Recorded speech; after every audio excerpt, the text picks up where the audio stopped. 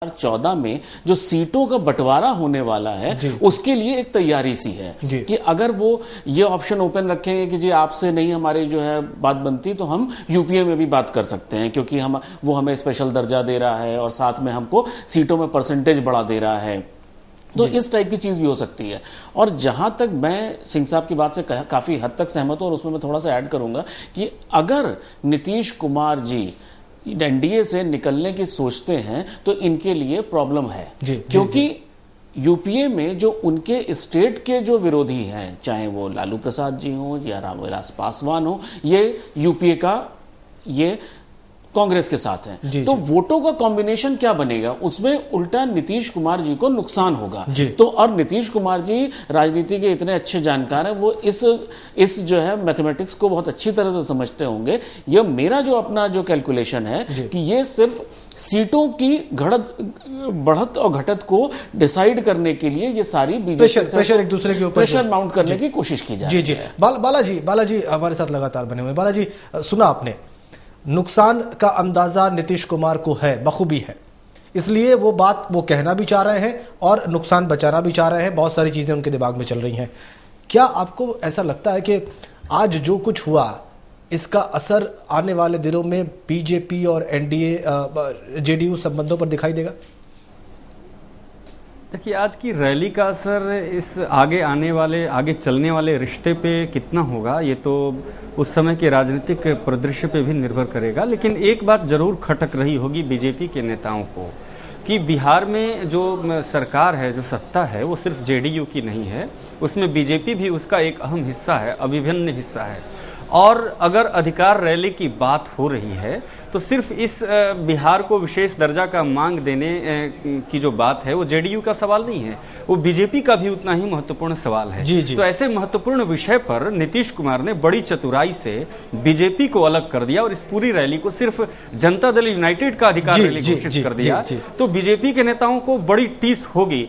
और ऐसे में कैलाशपति मिश्र का असामयिक निधन तो एक तात्कालिक कारण हो सकता है। अगर उनका निधन नहीं भी हुआ होता तो भी रैली अकेले ही करती, थोड़ी अटपटी लगती, क्योंकि सत्ता में तो वो भी हैं और अधिकार रैली में शामिल होना और बिहार के लिए विशेष अधिकार की बात करना उनका भी एक फर्ज है, उनका भी अधिकार है। तो कहीं न कहीं ये बात जरूर सामने आई है। और जैसा कि लोगों ने निश्चित रूप से बताया कि नीतीश बीजेपी का दामन तब तक नहीं छोड़ेंगे जब तक वो ये सुनिश्चित न कर लें कि जो इससे उन्हें कमी होने वाली है, जिससे उन्हें घाटा होने वाला है, उसकी भरपाई हो जाए। और राजनीति में इसकी संभावना बड़ी कम लगती है बिहार में। बिल्कुल ये विषय बिल्कुल स्पष्ट है इस चर्चा से कि नीतीश कुमार को ये बिल्कुल आकलन करना होगा, संभवतः वो कर भी रहे होंगे कि अगर कुछ इस प्रकार का होता है, कुछ मिसहैप होता है बीजेपी के साथ, तो उस नुकसान की भरपाई वो कैसे करेंगे और अगर ज्यादा नुकसान है तो किस तरह से इससे बचा जाए और बिहार की जनता में जेडीयू का जो प्रभाव है न सिर्फ उसको बढ़ाया जाए बल्कि अक्षुण्ण भी रखा जाए, जहां पे है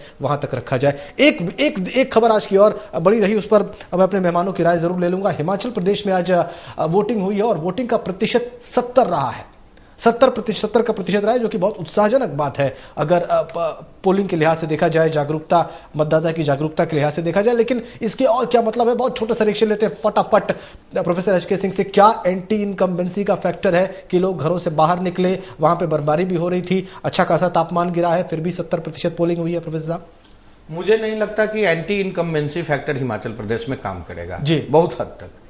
देखिए, जनता अभी आप देखें, खास करके भ्रष्टाचार और महंगाई के मुद्दे पर जनता भारत की व्याकुल है। तो ऐसी स्थिति में हो सकता है, देखिए आने वाला वक्त बताएगा, लेकिन हो सकता है आज के जो चुनाव हुए हैं वो कांग्रेस के खिलाफ भी जाए, इसकी भी संभावना है। हालांकि कुछ मुद्दों में और कुछ क्षेत्रों में जिस प्रकार से लोगों की राय रही और जिस प्रकार से जो आकलन करता है वो लोग कह रहे हैं, सेफोलॉजिस्ट हैं, उनकी भी राय कई जगहों से रही है, तो उसमें कांग्रेस को भी कुछ फायदा हो सकता है। लेकिन व्यापक परिदृश्य में आप देखें, एंटी इनकम्बेंसी फैक्टर कैसे जाएगा बीजेपी के खिलाफ जब आज पूरे देश में कांग्रेस के खिलाफ माहौल बना हुआ है। तो हिमाचल के इलेक्शन में यह मुद्दा भी दिख रहा है, रसोई गैस और उसके अलावे दूसरी चीजें भी है, वह भी सामने आ रही है। तो लोकल इश्यूज भी राज्य के इलेक्शन में बहुत महत्वपूर्ण रहता है। लेकिन अभी जो परिदृश्य है भारत का, भारतीय राजनीति का, उसमें राष्ट्रीय परिदृश्य और लोकल परिदृश्य दोनों कहीं ना कहीं कन्वर्ज करते हुए भी दिख रहे हैं और इसका प्रभाव भी इस इलेक्शन पर दिख सकता है। जी अनुराग जी, मेरे हिसाब से देखिए जो हिमाचल है वो बहुत ही पढ़ा लिखा प्रॉस्परस स्टेट है, उसको हम किसी पिछड़े स्टेट से कंपैरिजन नहीं कर सकते कि वहाँ के वोटिंग पैटर्न से उसको कंपेयर नहीं कर सकते। हिमाचल में अभी तक का जो इतिहास रहा है हमेशा वो सरकार बदलने का इतिहास रहा है। एंटी इनकम्बेंसी की बात अगर हम करते हैं तो वो स्टेट पे भी लागू, देखिए जब वोटिंग परसेंटेज बढ़ता है तो आमतौर पे जो है निकल के आता है वो ये निकल के आता है कि वो बदलाव के लिए हमेशा वोटिंग परसेंटेज बढ़ता है। तो वो बदलाव केंद्र के लिए भी हो सकता है। इस समय के अगर आप देखें तो अगर एंटी इनकम्बेंसी जितना स्टेट के लिए एप्लीकेबल है उतना केंद्र के लिए भी एप्लीकेबल है। लेकिन सर आपने खुद ही कहा कि वहां पे मतदाता बहुत पढ़ा लिखा है, जागरूक है, उसको अन्य पिछड़े राज्यों से उसकी तुलना नहीं की जा सकती। तो जब मतदाता घर से बाहर निकलकर वोट कर रहा है तो उसको पता है कि वो राज्य सरकार को बनाने के लिए वोट कर रहा है। नहीं, वो एक ये भी एकदम क्लियर है कि गुजरात के चुनाव काफी हद तक क्लैरिटी है कि वहां क्या होने वाला है, लेकिन हिमाचल की जो इलेक्शंस हैं उसको लेके कांग्रेस बड़ी उम्मीद में है और हिमाचल के चुनाव के रिजल्ट इनके लोकसभा के चुनाव पे रिफ्लेक्ट करेंगे, इसके जो नतीजे हैं। तो ये एक तरह से सेमीफाइनल टाइप का खेला जा रहा है। तो वहां के स्टेट के मतदाताओं को भी पता है कि वो जो वोट करने जा रहे हैं भले ही वो राज्य सरकार बनने जा रही है, लेकिन केंद्र पे उसका बहुत बड़ा इंपैक्ट होने वाला है। मतलब नेट टू नेट फाइट देखने को मिलेगी वहां पे। बिल्कुल बिल्कुल। चलिए एक बात बिल्कुल तय, 70% मतदान हुआ है आज हिमाचल में। ये भी आज की बहुत बड़ी खबर रही सियासी नजरिए से और हमारे दोनों विशेषज्ञ बता रहे हैं कि नेक टू नेक यानी बहुत कांटे का मुकाबला है दोनों प्रमुख पार्टियों के बीच में। बीजेपी एंटी इनकम्बेंसी का सामना कर रही है क्योंकि राज्य में उसकी सरकार है और कांग्रेस भी कुछ ऐसा ही महसूस कर रही है क्योंकि केंद्र में उसकी सरकार है और उसकी बहुत सारी नीतियों को लेकर देश भर में उसके खिलाफ गुस्सा है। तो ये 3 आज की प्रमुख खबरें रही। आगे भी लगातार हम आपको तमाम अपडेट्स देते रहेंगे तमाम बड़ी खबरों से जुड़े हुए, लेकिन इस बुलेटिन में फिलहाल इतना ही। नमस्कार।